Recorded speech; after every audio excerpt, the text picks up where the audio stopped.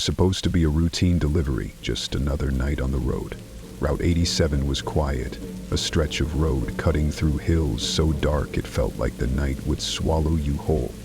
I'd heard the rumors about the place, a town up north that was cursed, but I didn't believe in that stuff. I'd been trucking for years, and this was just another load. But something felt off that night.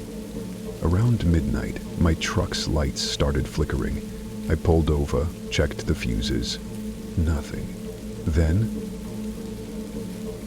I saw it. The headlights of another truck in my rearview mirror. It was too close. It wasn't unusual to see another truck at this hour, but this one didn't pass me. It stayed right behind, matching my speed exactly. I thought it was a prank at first, some rookie trying to mess with me. But the longer I drove, the more uneasy I felt. The sound of my engine, usually comforting, started to feel wrong.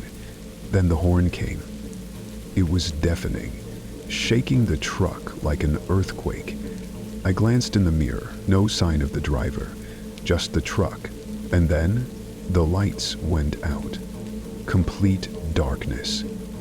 I slammed on the brakes, but when the lights came back, the truck was still there. But it wasn't a truck anymore. It was a shadow. A massive, hulking form with glowing red eyes that seemed to pierce the darkness. The wheel turned on its own, and the truck began to follow me. Not just behind me, but inside my head. I could hear whispers calling my name. I sped up, desperate to outrun it, but the shadow stayed close. It wasn't just behind me anymore. It was inside my mind, twisting my thoughts. The road seemed to stretch on forever. The miles blurred into nothing. I could barely breathe, feeling like something was choking me from the inside.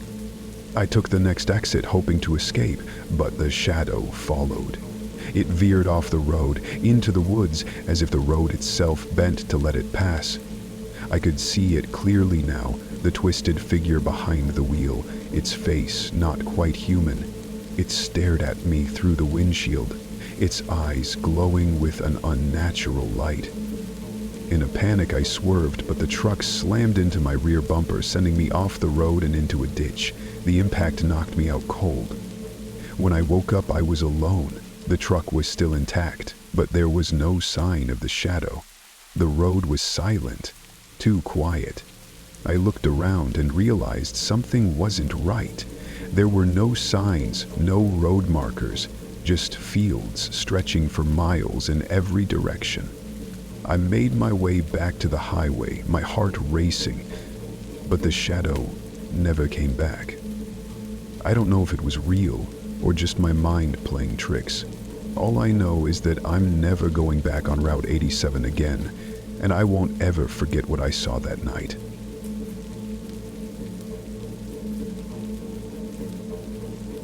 I've driven through every kind of weather, seen just about every corner of this country, but nothing compares to that night.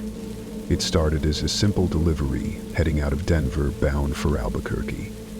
The roads were empty, just the hum of my rig and the occasional flicker of distant lights. A quiet night. But around 2 a.m., I hit a stretch of road that had me uneasy. There's a truck stop near the highway, but it wasn't on the map.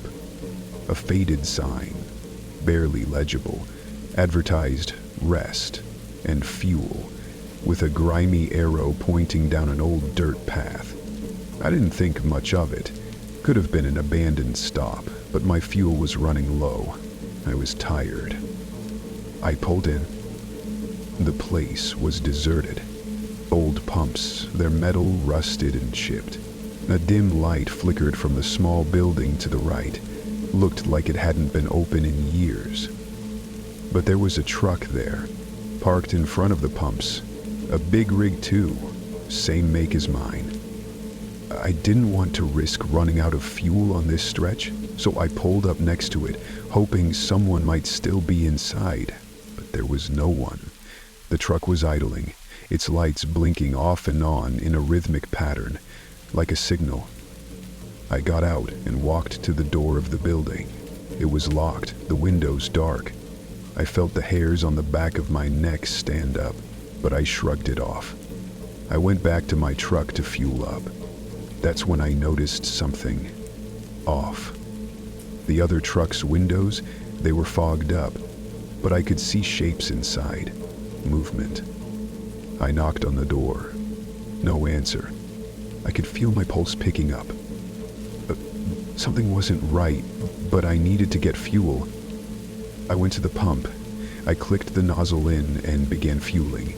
That's when I heard the sound. A loud thud against the side of my truck. Like someone or something was banging on it. I spun around, but no one was there. The truck was still idling, lights flickering. But then I saw it. A shape in the reflection of my side mirror. A person standing in the dark just behind my rig. I could make out their face, pale and twisted. Eyes black as tar, their mouth stretched in a grotesque grin. I slammed the nozzle back into the pump, heart racing.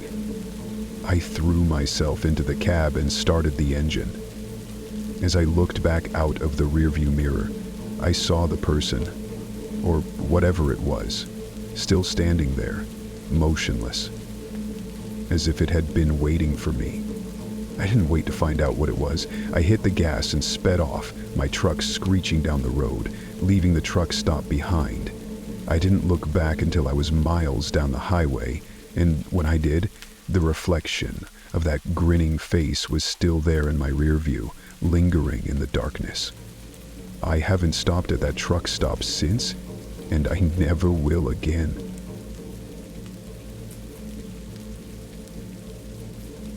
It was around 3 a.m. when I saw him. I was driving through the back roads of Arizona, miles from any town, with nothing but the distant glow of my headlights cutting through the darkness. A quiet night, one of those peaceful hauls where you get lost in the rhythm of the road. The hum of the tires on the asphalt was the only sound that kept me company. But then, I saw the figure. He was standing at the side of the road, just outside of the glow of my headlights. A man dressed in a dirty jacket and faded jeans, his thumb out, hitchhiking. Normally I wouldn't stop. Hitchhikers were never a good idea, not out here, but something about him made me slow down. Maybe it was the way he looked so out of place, like he didn't belong on this stretch of road at all. His eyes glinted in the dark, unnaturally bright, almost like they were glowing. I pulled over, unsure of what I was doing. I cracked the window just enough to speak. "Where are you headed?" I asked, trying to keep my voice steady. The man didn't say anything for a moment. Then he leaned in, his breath cold against my face. "Just up the road, a little ways," he replied, his voice low, almost a whisper. I hesitated. Something about the way he spoke, the way his eyes never blinked, it made my skin crawl. But I didn't want to be rude.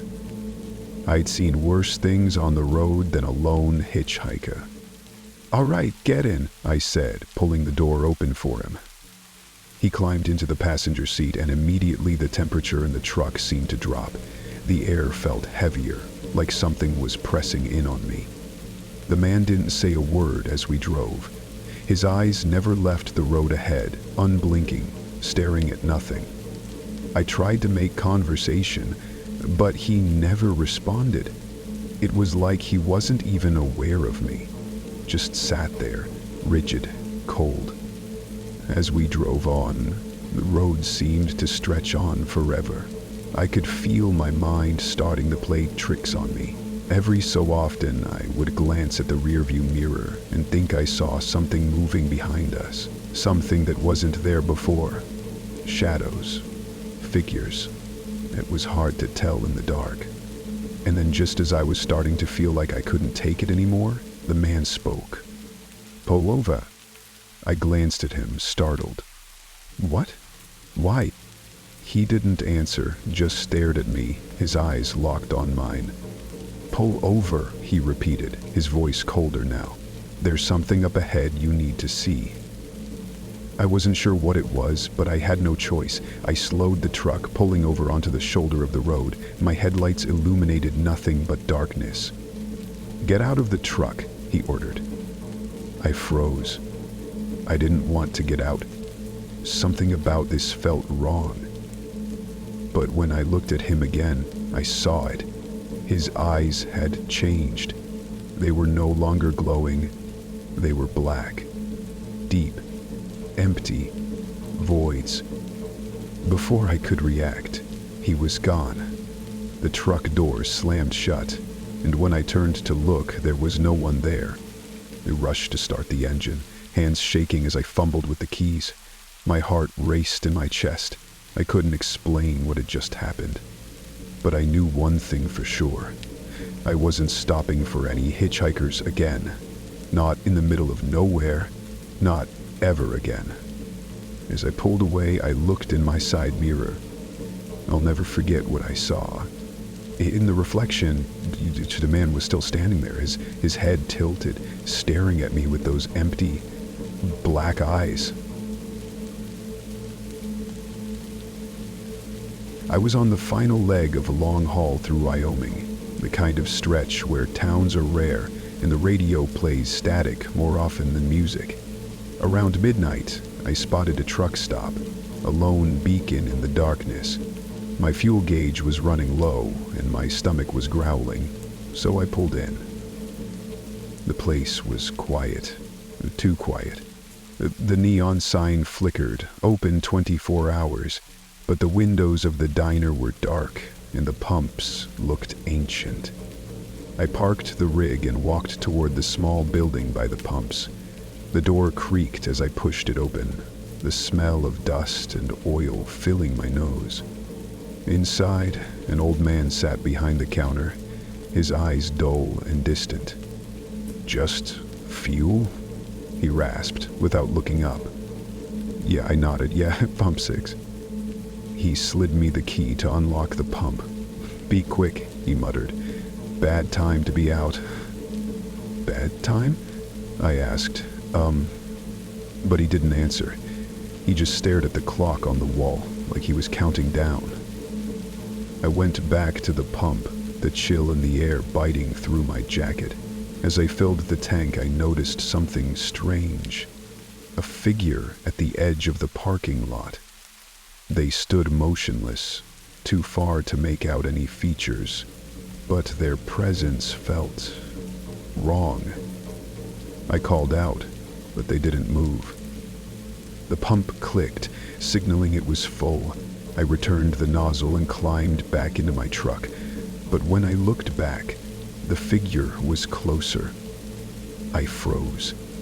They were now standing under the dim glow of the parking lot light. Their face, it wasn't right.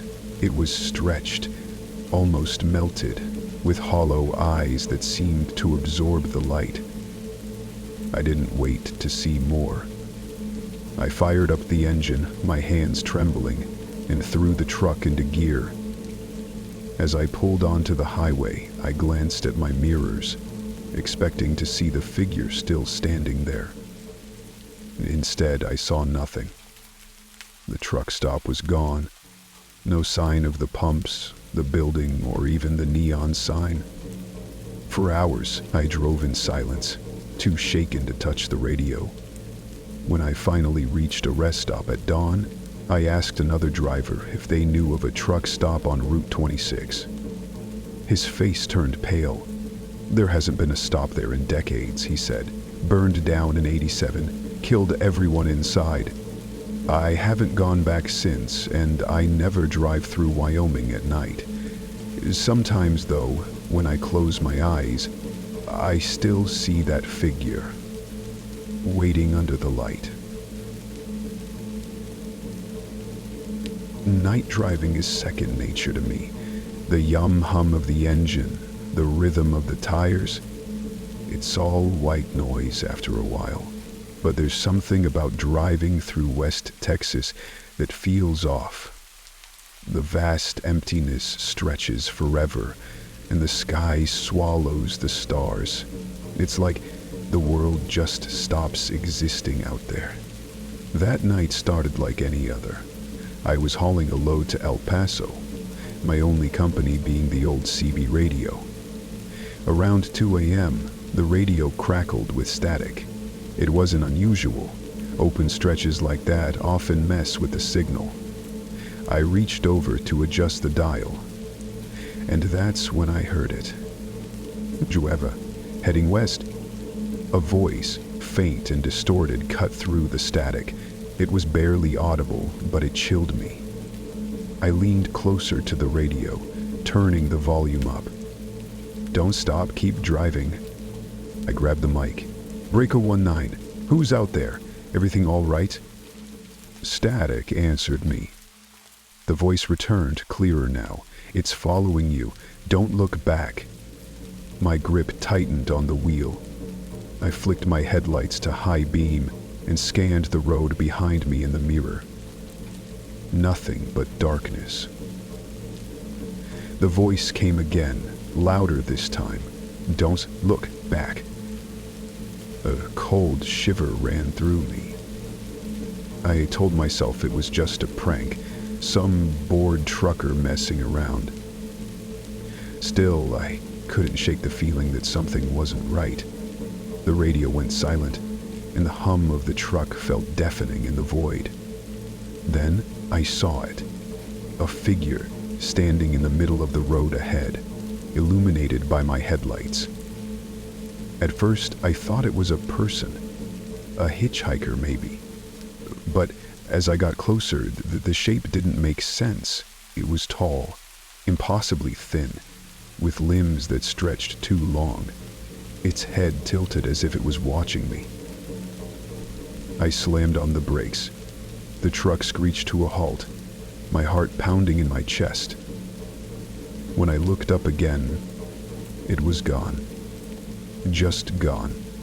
Breathing hard, I reached for the CB. Whoever's on the line, I think I just saw something on 285. Anyone else out here? Static, and then a whisper. Don't stop. Don't look back. The engine roared as I hit the gas. I didn't care what it was. I just wanted to be miles away. But the feeling didn't leave. I could sense it. Something behind me. The mirror, right there in my peripheral vision, called to me like a siren. I fought the urge to look. I drove through the night without stopping. When the first rays of dawn broke over the horizon, the radio crackled one last time. A whisper, faint and mocking. Yo, me back. I haven't used my CB radio since, and no matter what, I never drive through West Texas after midnight. The desert at night is a strange place. Quiet, cold, and so empty it feels like you're the last person on Earth. I was hauling freight across Nevada, sticking to my usual route on Highway 375, the so-called Extraterrestrial Highway. Most of us truckers laugh off the name, but something about that night made me stop laughing. It was just after midnight, and I hadn't seen another vehicle in over an hour. The moon was high, casting enough light for me to see the endless stretch of road ahead. My radio crackled with occasional bursts of static, but no chatter. I was alone. Or so I thought. Out of nowhere, a bright light appeared in the sky. At first I thought it was a plane, maybe from the nearby Air Force base, but it wasn't moving like a plane. It zipped across the horizon in a perfect straight line, then stopped dead. A second later, it shot straight up and disappeared. I tried to shake it off. Probably some military test. They do weird things out here, I told myself. Still, I kept an eye on the sky. Then my headlights flickered. Not a full blackout, Just a stutter, enough to make me curse under my breath. A trucker's worst fear is electrical failure in the middle of nowhere. I checked my gauges. Everything looked fine, but then the engine sputtered. What the hell? I muttered, pulling over to the side of the road. I cut the engine and flipped on my hazards, but they didn't work. Everything was dead. That's when I noticed the lights again. 3 of them, floating silently in the sky above me. They weren't blinding like before. These were smaller, softer, almost hypnotic. They formed a perfect triangle, hovering just 100 feet above the road. I grabbed my flashlight and stepped out of the cab, my boots crunching against the gravel. The lights didn't move. I should have felt scared, but I didn't. It was like they were watching me, waiting for something. Then, without warning, the lights shot downward. A deafening hum filled the air, vibrating through my chest. I stumbled backward, my flashlight dropping to the ground. The lights hovered inches above the hood of my truck, bathing it in a pale, bluish glow. I couldn't move. My body felt frozen, like the air itself had thickened. My mind raced, but my limbs wouldn't respond. I swear I saw shadows moving within the lights, shapes that weren't human. And just as quickly as they appeared, they vanished. No sound, no warning, just gone. The truck roared back to life, headlights blazing, radio crackling with static. I jumped back into the cab, slammed it into gear, and drove like hell, not stopping until I hit the next town. When I told the guy at the diner, he didn't laugh. He just nodded and said, "You're not the first, you know.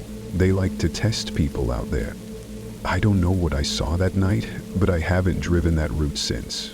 Some mysteries are better left unexplored.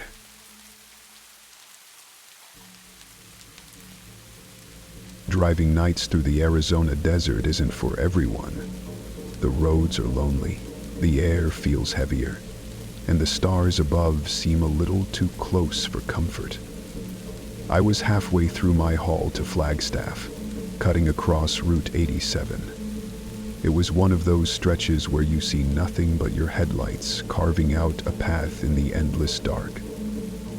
I spotted him just after 2 a.m., a hitchhiker, standing on the shoulder of the road, thumb out. He was tall, rail-thin, with his face hidden under a hood. Normally, I don't pick up hitchhikers. Too many horror stories about drivers going missing, but something about him felt wrong. He wasn't moving, not even shifting his weight. He just stood there, perfectly still, staring at me as I passed.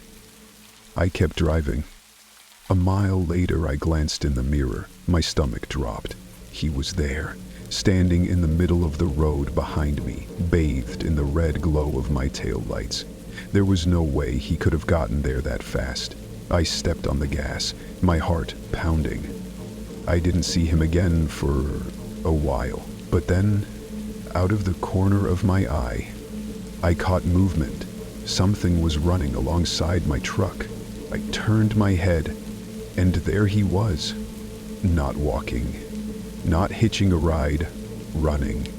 His legs moved inhumanly fast, his hood flapping in the wind but never revealing his face. I swerved, trying to shake him, but he kept pace effortlessly. I grabbed the CB, my voice trembling. "Breaker 19. Anyone on this stretch of 87? I've got someone following me." Static crackled in response. Then a voice broke through, faint and distant. "Don't let him in." I didn't have time to process what that meant. The hitchhiker leapt, slamming onto the side of the cab. The entire truck shuddered under the impact. I saw his hands grip the door handle, thin and pale, like they'd never seen sunlight. He pulled himself closer, his face finally coming into view.